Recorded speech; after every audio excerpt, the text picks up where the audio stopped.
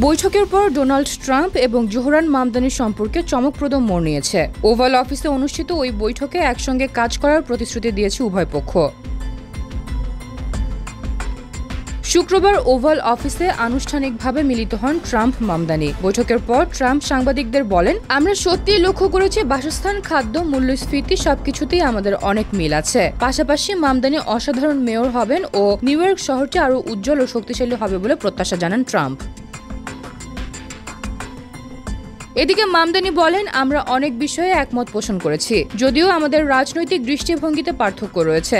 শহরের মানুষের কল্যাণই আমাদের মূল অগ্রাধিকার। পাশাপাশি এই সংলাপ শহরের জন্য ইতিবাচক ফল বয়ে আনবে বলে মন্তব্য করেন মামদানি। আমেরিকার রাজনীতিতে এই পরিবর্তন একসময় অবিশ্বাস্য মনে হতো, কারণ এর আগে জুনে মামদানি ডেমোক্রেটিক প্রাইমারিতে জয়ের পর থেকেই দুই নেতার মধ্যে তীব্র বাগ্বিতণ্ডা চলছিল। ট্রাম্প মামদানিকে ছোট্ট কমিউনিস্ট বলে কটাক্ষ করে নিউ ইয়র্কবাসীদের ভোট না দেওয়ার আহ্বান জানিয়েছিল। এমনকি মেয়র নির্বাচিত হলে নিউ ইয়র্কের জন্য ফেডারেল তহবিল কমানোর হুমকি দিয়েছিল ট্রাম্প। অপরদিকে বিজয় ভাষণে মামদানি ট্রাম্পকে উদ্দেশ্য করে বলেন, মিস্টার ট্রাম্প, আওয়াজ বাড়ান।